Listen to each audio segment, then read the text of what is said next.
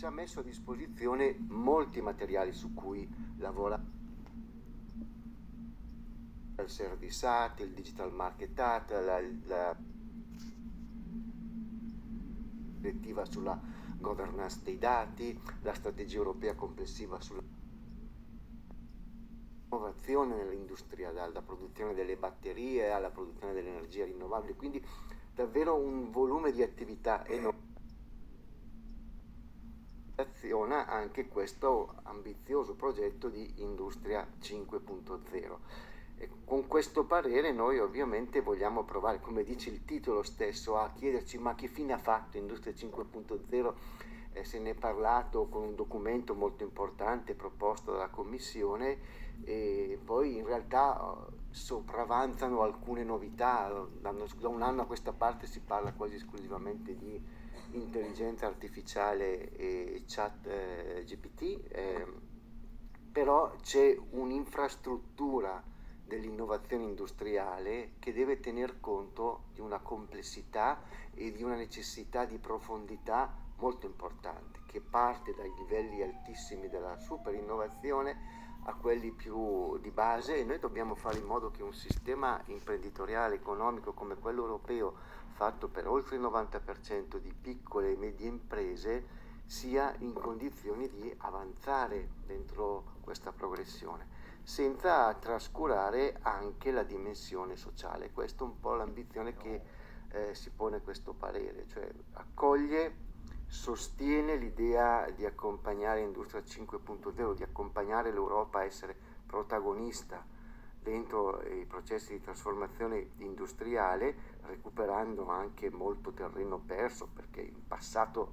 possiamo dirci, come europei non abbiamo sviluppato bene le politiche industriali, no? Sono state un po' trascurate, secondo il mio parere, fra la fine degli anni 90 e buona parte degli anni 2000. Ora c'è questa ripresa e dobbiamo farlo tenendo conto anche di tutta la dimensione sociale. Quindi in qualche misura questo parere prende a riferimento tre pilastri, no? Quindi il pilastro dell'innovazione tecnologica in tutte le sue varie forme, il pilastro della sostenibilità ambientale e il pilastro europeo dei diritti sociali, di come noi teniamo insieme questi pezzi.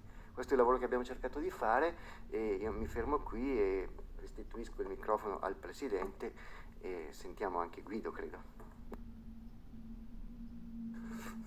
Thank you very much, Mr. Corini. Now I would like to ask also the co-rapporteur, Mr. Guido. Yeah, thank you.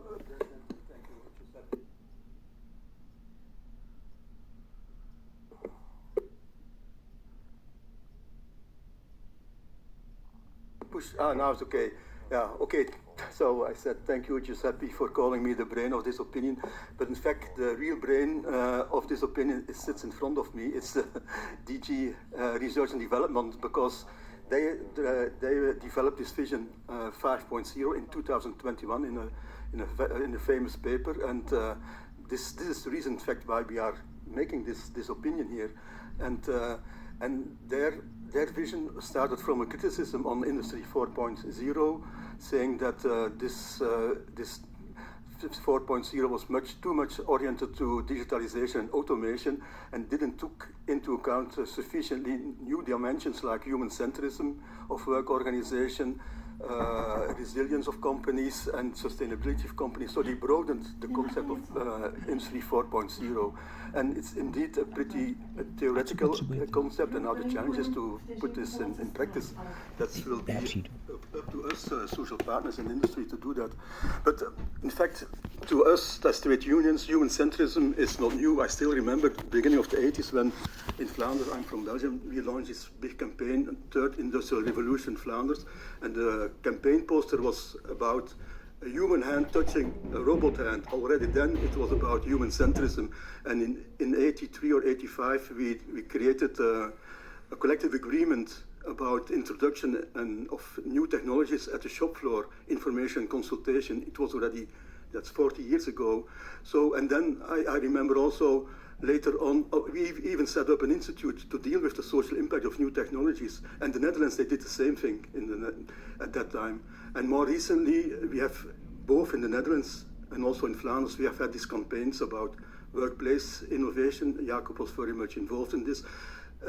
And also Steven Dont, the professor, he has joined us remotely. He was very active in this. He will talk to us later. And also this was about introduction, human-centered introduction of new technologies. But this time I think it's reason to reflect again on this, because what we see now is a new wave of new digital technologies entering the shop floor. It's cobots, it's extended reality, it's Internet of Things, it's cloud computing. You have more and more data-driven decision making, and you see the real world and the digital world are coming close to each other, and this creates new challenges for social partners on the shop floor. And therefore I think it makes sense to reflect again on human centrism in companies. But I leave it by that. I'm looking forward to discuss all this with you, as we have only limited time for our evening. Thank you, Udo. Thank you very much. And now I would like to ask Mr. Manfredi to join in as the expert. Okay, thank you very much, Mr. President. Thank you very much to the rapporteur and the co-rapporteur. I will switch into Italian so I can be even more accurate in a limited amount of time I've been given. Grazie. Il tema dell'industria 5.0 è un tema fondamentale per la continuazione della competitività del sistema produttivo europeo. Io non sono, e con me molta letteratura, particolarmente innamorato del numero 5 di fronte a dopo industria. Non credo si stia ragionando di una nuova rivoluzione industriale. Industria 4.0 appunto seguiva la rivoluzione industriale settecentesca e poi quella della mass production all'inizio del Novecento e poi quella dell'informatica negli anni 70 e 80, per poi entrare in un paradigma di coabitazione tra l'elemento digitale e l'elemento umano, quello che si chiamava quelli che si chiamavano sistemi cyberfisici. Industria 5.0 è sostanzialmente la messa in pratica di quello che era stato teorizzato e praticato con l'industria 4.0, cioè appunto la progressiva identificazione dell'elemento digitale all'interno della produzione in collaborazione con l'elemento umano, è stata la sua messa in pratica in un'epoca in cui sono successe molte cose e in cui l'agenda è cambiata freneticamente. Quello che è successo innanzitutto è stata la preminenza nell'agenda globale del tema della sostenibilità. La sostenibilità innanzitutto ambientale, ma poi sempre più economica e sociale. Ecco allora che ci si è resi conto che il paradigma iniziale, che era un paradigma che nasceva nell'industria pesante tedesca, cioè con una connotazione molto chiara in termini di organizzazione e obiettivi, doveva necessariamente confrontarsi con dei cambiamenti e con delle nuove priorità. Ecco allora che noi abbiamo un paradigma che potremmo chiamare Industry 4.5, che tiene insieme l'integrazione cyberfisica, che tiene insieme il concern diffuso sulla sostenibilità della produzione e che accompagna anche lo sviluppo molto rapido, impetuoso e per molti versi violento di alcune delle tecnologie che però erano già incluse nel paradigma 4.0, a cominciare dalla intelligenza artificiale, che già faceva parte della famiglia delle tecnologie 4.0 e che oggi sta conoscendo una attenzione e uno sviluppo tanto in termini mediatici quanto in termini di investimento e di adozione assolutamente senza precedenti.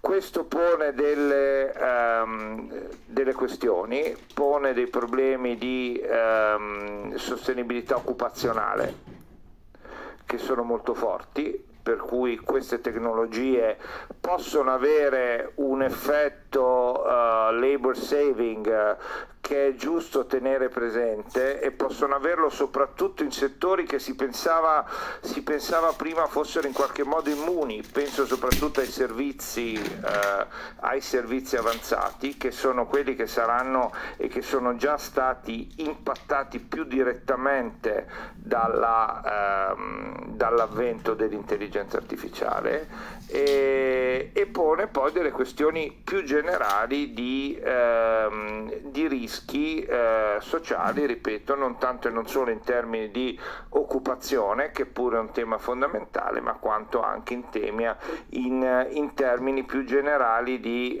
sicurezza e di rischi, non da ultimo per la privacy.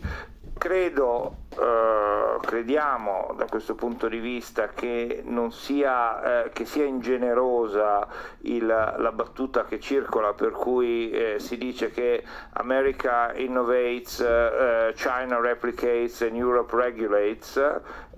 C'è un tema vero di attenzione al fallout umano e sociale della tecnologia, per cui è assolutamente necessario interrogarsi, introdursi delle regole, ma anche ragionare, come fa questa relazione, su come è possibile utilizzare al massimo lo straordinario potenziale di questa tecnologia per risolvere problemi che sono produttivi, di competitività e sociali.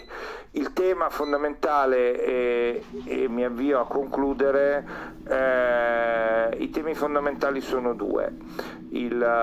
Bisogna sostenere l'uptake di queste tecnologie da parte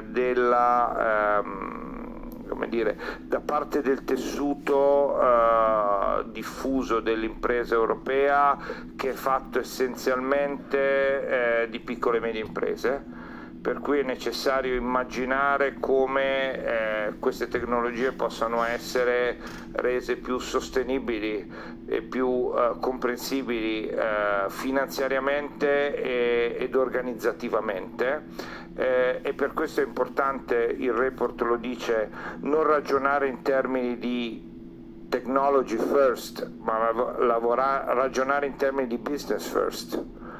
Le tecnologie devono rispondere al business, non è il business che si deve modificare per rispondere alle tecnologie.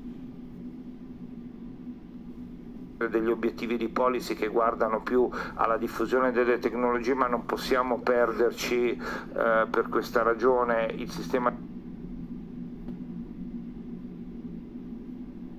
tema degli skills. C'è una questione europea di upskilling e reskilling della forza lavoro, oltre che di presenza della tecnologia e delle competenze digitali in tutto il processo di formazione, perché questo è quello che farà la differenza, anche non solo in termini di competitività, ma anche in termini di resilienza del mercato del lavoro alle nuove domande della tecnologia. Oggi questo tema, come detto nel rapporto, è estremamente urgente. Grazie.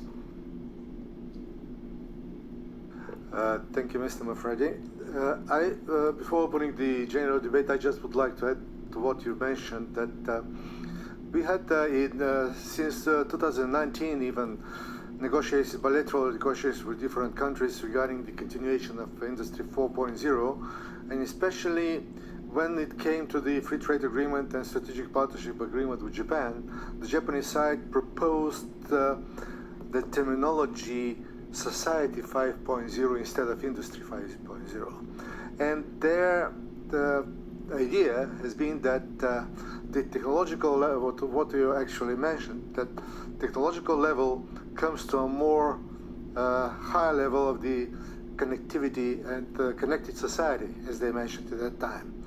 And unfortunately, the pandemic showed the necessity for developing this concept. But we did not elaborate very much bilaterally on that issue. So I'm happy that today we have this opinion. And now I would like to open the debate and to ask the colleagues here in the room or online if they have some general remarks. They are welcome to step in.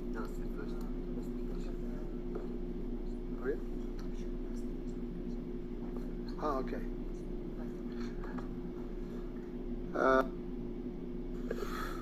So that in order actually to save the time, but I'm sorry for that, because I would like to give at first the floor to our guest speakers from the Director General Research and Innovation of the European Commission, Ms. Zuzana Dudkova.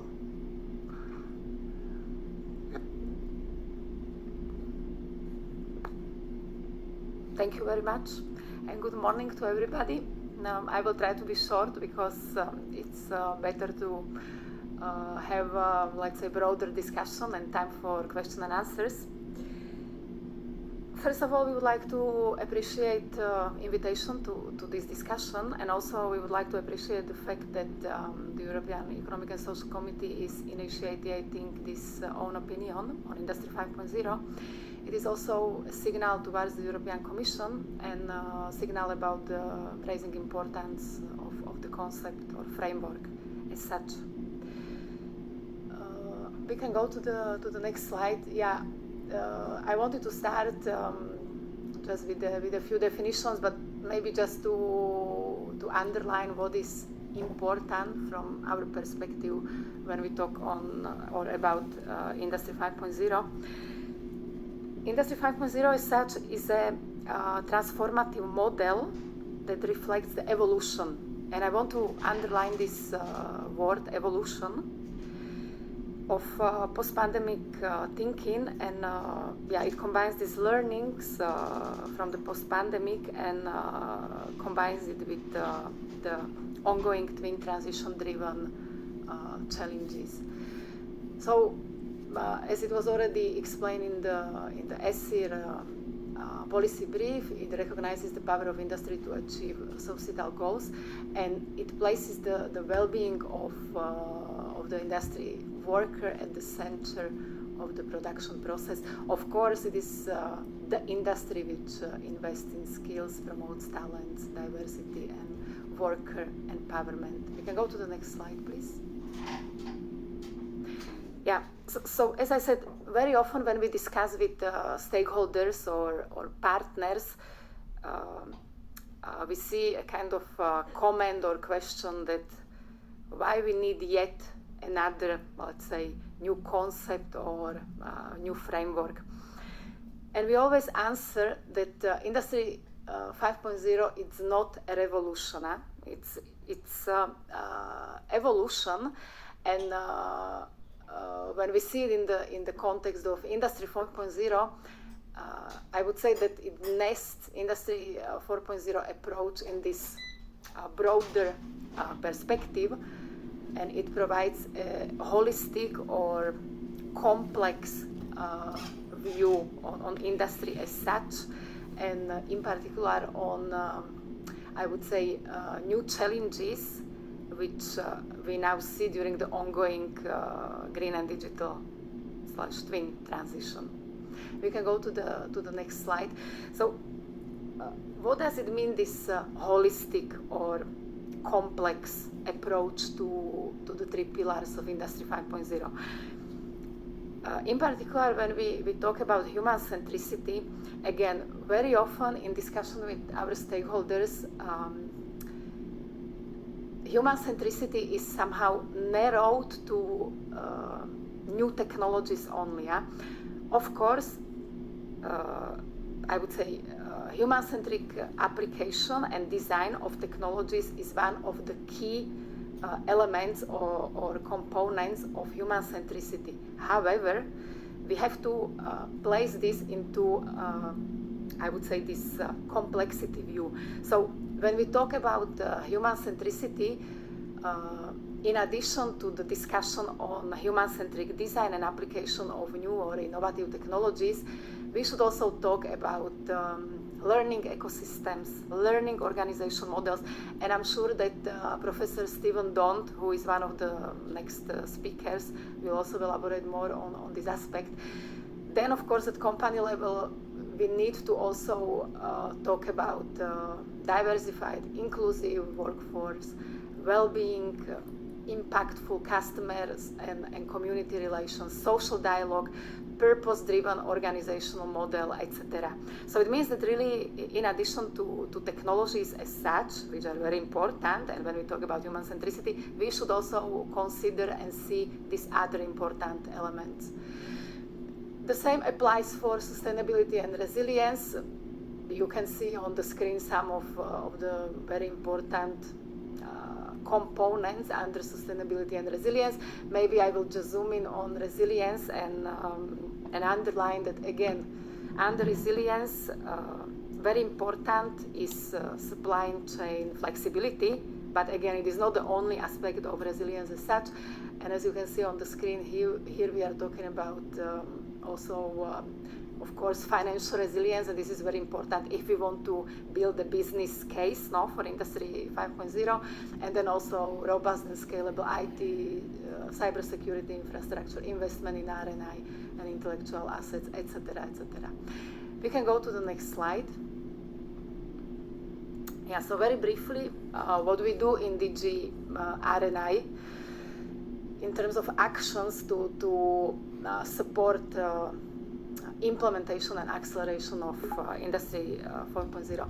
So on the left side, you can see that during the period 2021-2022, we focused on awareness raising, and in this period, as some of the previous speakers already mentioned, there was this ESSIR policy brief on Industry 5.0 with definitions, with some identification of key building blocks, etc.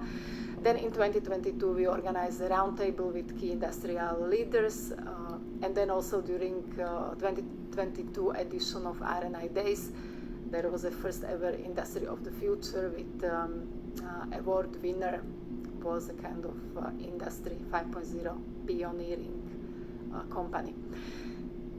In this period, since 2023 and this year, our focus is on implementation. So it means how to develop actions and initiatives to accelerate and further support stakeholders to implement Industry 5.0 in practice. Under this umbrella or framework, our key flagship initiative is Industry 5.0 Community of Practice. I will say a few words a bit later.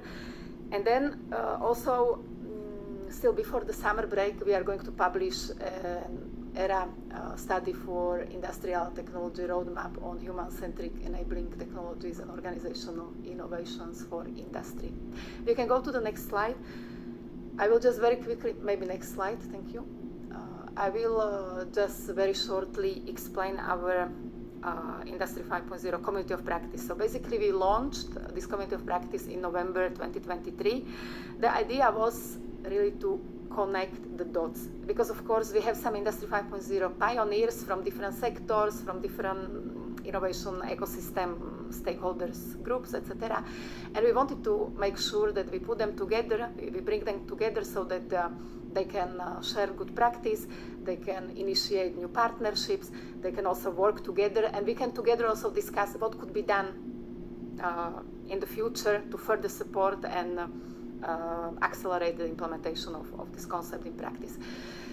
So for the moment we have approximately 120 members who are present in the community of practice, and they represent really a broad variety of stakeholders from big industries, SMEs, startups.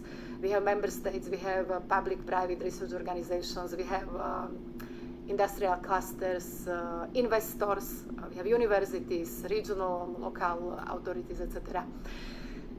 Between December 23 and now May 24, we've been running so-called piloting phase with 2 working groups, and the outcomes of discussions in these 2 working groups will be a report with 2 deliverables.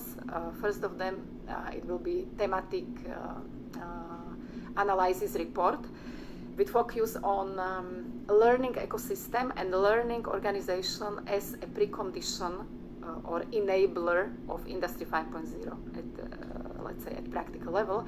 And second group and second deliverable, it will be a prototype Industry 5.0 learning and assessment tool.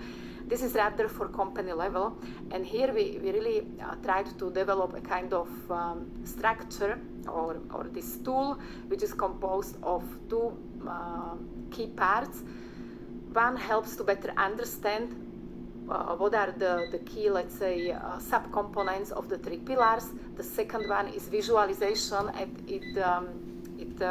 this part helps companies to see where they are in terms of Industry 5.0, let's say, implementation, and maybe where are the gaps where they could maybe further develop new, let's say, supportive measures, etc.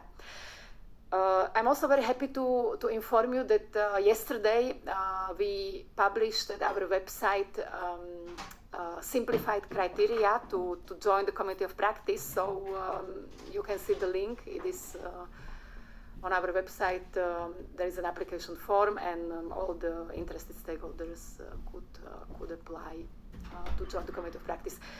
Last but not least, on 16th of October 2024, we will have an in-person Industry 5.0 Community of Practice plenary session here in Brussels.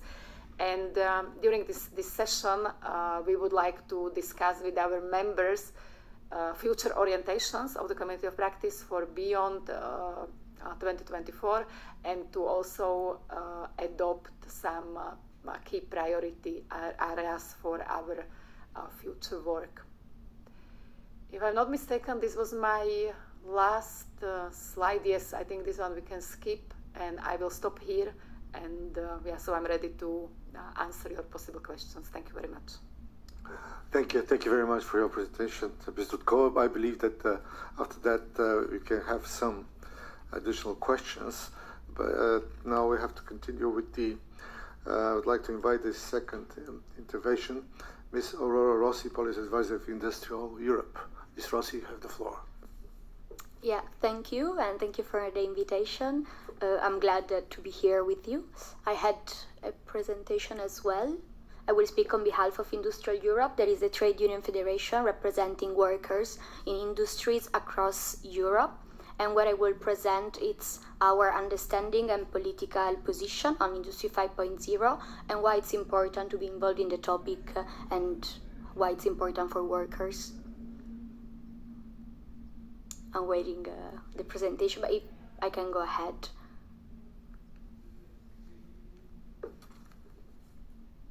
Well, okay, yeah, next slide, thanks. So what we are seeing is that, and it was presented already, the Industry 5.0, it's a concept that we are seeing positively because we can really bring forward the topic of sustainability, resilience, and human centricity. But one of our main criticism that we are seeing with this new revamp of industrial policy that the European Commission is taking forward is the lack of the social aspect, or the new legislation that has been on the table with the Green Industrial Act, the Net Zero, even the Artificial Intelligence Act. They really lack of the social aspect. And if we are seeing the transformation, the profound transformation industries are facing, the workers are the main affected and impacted by those changes, because they are the one working and the one that needs to adapt about this changing. So recognizing that the workers are at the core of this transformation is essential, but also any political topic or any policy that will address this shift in industries should address and consider also the world of work. And we see that really Industry 5.0 can have that potential to bring the human and the worker within this political framework. Next slide, please. Thinking about the human centricity, we know that Industry 5.0 broadly, it's a very positive concept, but we can see new challenges that can raise with that, but also benefit. So our general understanding of the human centricity pillar is really that the worker will be at the center of the production process and at the center of the business strategies, but also will not be viewed as an economic asset or a tool to have more profit, but really an indispensable resource for the company. And the fact that the company can benefit from workers to have a growth, not as a tool to have more growth or a profit.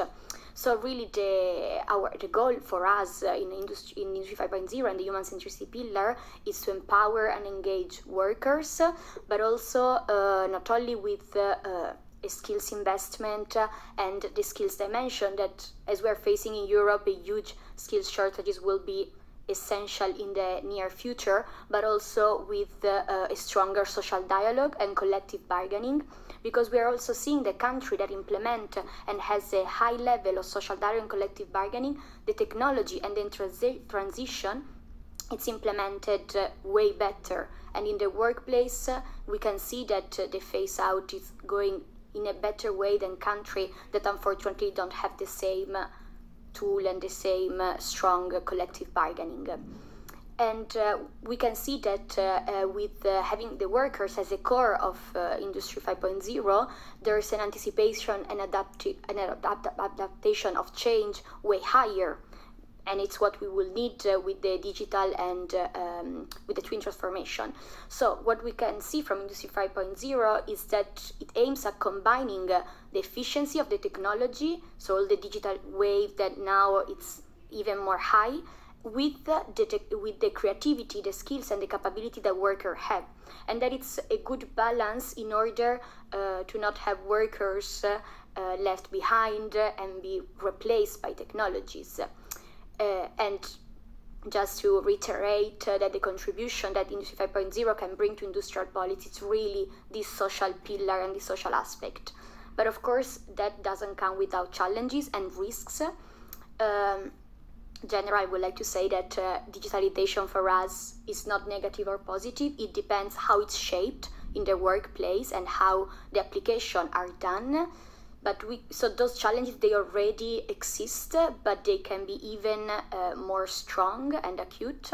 So for example, there's the polarization among the high-skilled job requirement and the lower-skilled job profile. And this polarization also comes with the wage polarization.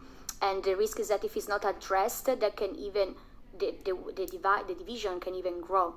As well as we know that with this new technology, new platform, the number of platform workers, it's increasing, and the per se is not negative, but those workers needs to be protected, as well as the more traditional job role workers.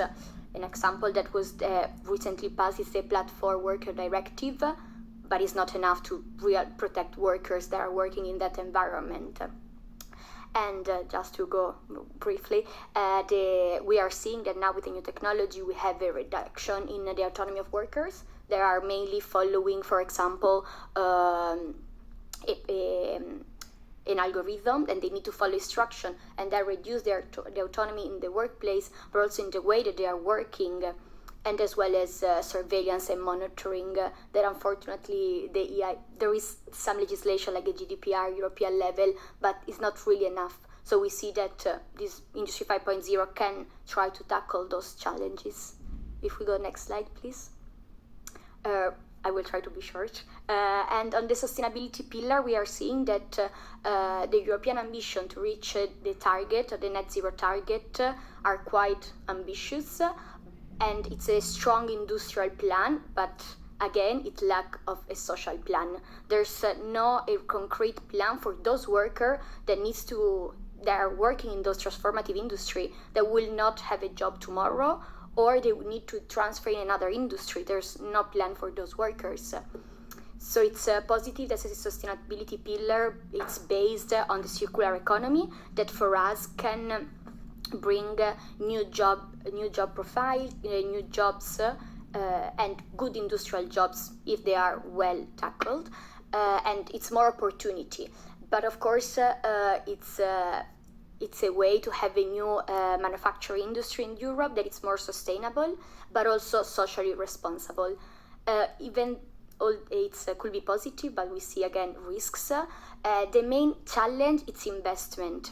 The new industry or the industry of the future in Europe will need massive investment to reach the net zero net zero ambitions. And now that's the huge lack that we don't have enough investment. Industry not receiving enough investment. The parliament just passed the new economic governance that will cut those investments, so it's not a way forward. We are going back to austerity, and that's something that who will pay the price? Workers and European industries, because if we are seeing how much the US and China are putting in investment, we are really lagging behind. And regarding sustainability, also company will have their responsibility and commitment to do. An example is that sometimes sustainability can be misused, and greenwashing it's a good example in which companies are really using this fashion and trendy sustainable topic to reach more customers, and at the end it's just a mere window dressing and not really going in the sustainable practice towards all the value chain. And another risk that it's also linked to resilience and sustainability is the risk of relocation and outsourcing. As we said before, Europe has a strong regulatory framework that is needed, also because it protects workers. The due diligence is an example, but there's the risk a company decided to relocate and outsource to go to a country that has less strict rules, but also less working condition requirement. And that's a huge risk that should be prevented. Next slide. Thanks. On the resilience pillar, as we saw with the COVID-19, but also the war in Ukraine and many more geopolitical tension, resilience strategy nowadays are more essential than ever. And what it really means for us is diversification, but also shortening of the supply chain. And for us, in Industry 5.0, resilience pillar means really the adaptability of the business, but also of worker to adapt and recover from disruption, but also to the supply chain to work, even though there is a shock or a disruption. And this it's possible with a strong industrial system, and that remain within the planet boundaries. This is the new economic model that is needed to go beyond growth. So to think about that we are living in a planet with finite resources that we cannot misuse, and we cannot use more because we don't have any. So it's very important that we remain within those planet boundaries, but also that we have a sustainable supply chain. This is why Industry 5.0 for us is very much linked with the due diligence, because of their common goals of having a supply chain that is secure, but also that protect workers throughout all the chain. And the resilience approach brings again some challenges and risk. The retroactive activity that I said before, but also the fact that sometimes it can be misused, or in order to face the shortages, they can be implemented more automation or digitalization, and in this case we really face some change in job roles, but also job losses or workers replaced by automation. It's not 100% true in all industry, but we are seeing that some industries are doing that in order to face the shortages. Next slide, please. As we have some political position towards all this pillar, there are among some general demands on what for us it's needed in order to have this topic a bit more concrete, because at the moment it's academic, let's say, it's not yet a concrete application in industries. And for us, the digital technology should respect fundamental rights, but also the improvement of workers' right of information, consultation, and participation. When a new technology is applied in the workplace, the workers should be informed early on. And we are seeing that in some cases in which it's done, the integration of technology and then the production, it's way more advanced than in other places. Investment in upskilling, reskilling, this is essential as we are facing, I should say it before, was said it, shortages. And then